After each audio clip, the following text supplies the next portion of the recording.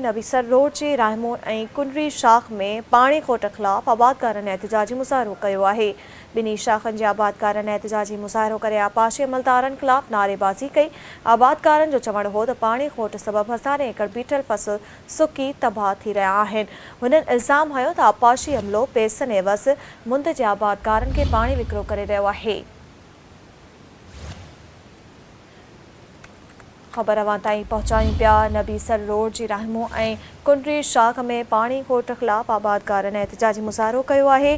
ॿिन्ही शाखनि जे आबादकारनि एहतिजाजी मुज़ाहिरो करे आपाशी अमलदारनि ख़िलाफ़ नारेबाज़ी कई आहे। आबादकारनि जो चवणु हो त पाणी खोट सबबि हज़ारें एकड़ बीठल फसल सुकी तबाह थी रहिया आहिनि।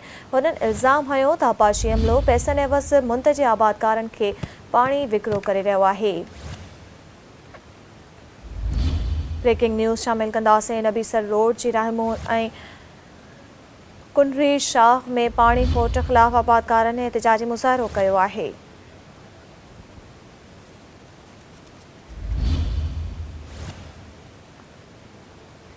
वाक़िअ ॿुधाईंदासीं। नबीसर रोड जे राहमो ऐं कुंडरी शाख में पाणी खोट ख़िलाफ़ आबादकारनि एहतिजाजी मुज़ाहिरो कयो आहे। ॿिन्ही शाखनि जे आबादकारनि एहतिजाजी मुज़ाहिरो करे आपाशी अमलदारनि ख़िलाफ़ नारेबाज़ी कई आहे। आबादकारनि जो चवणु हो त पाणी खोट सबबि हज़ारें एकड़ बीठल फसल सुकी तबाह थी रहिया आहिनि। हुननि इल्ज़ाम हयो त आपाशी अमलो पैसनि एवज़ मुंद जे आबादकारनि खे पाणी विकिरो करे रहियो आहे। ब्रेकिंग न्यूज़ अवां ताईं पहुचायूं पिया। नबीसर रोड जे रायमून ऐं कुंडरी शाख में पाणी खोट ख़िलाफ़ आबादकारनि एहतिजाजी मुज़ाहिरो कयो आहे।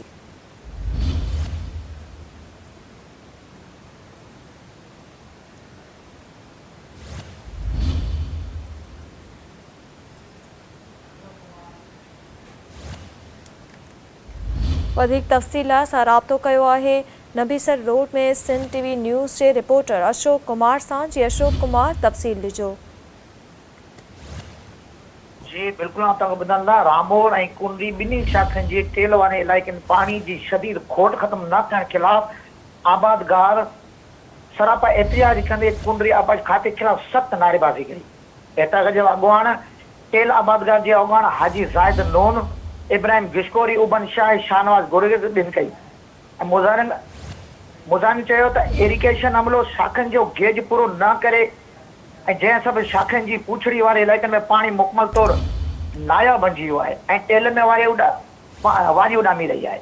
आबादगार जो चवणु आहे त पाणी जी खोट सबबि हज़ारें एकड़ ते बीठल फसल सुकी तबाह थी रही आहे, जंहिं करे सख़्त माशी बोरा तबाह थी किनारे ते पइजी रहिया आहिनि। हिन इल्ज़ाम हयो त आपाशी अमलो मुंड वारे इलाइक़नि में सरियाम पाणी चोरी करण में मसरूफ़ आहिनि, जॾहिं त पुछड़ी वारे इलाइक़नि में रवासी ऐं पीअण जे पाणी लाइ बि तड़पी रहिया आहिनि। ऐं मुज़ाहिरनि वधीक चयो त पाणी न मिलण सबबि कुझु मिर्च जी फसल जी पोखाई सख़्त मुताज़ थी आहे, जॾहिं त अॻु में पोखियल फसल बि सोकड़े सभु सुकी रहियो आहे।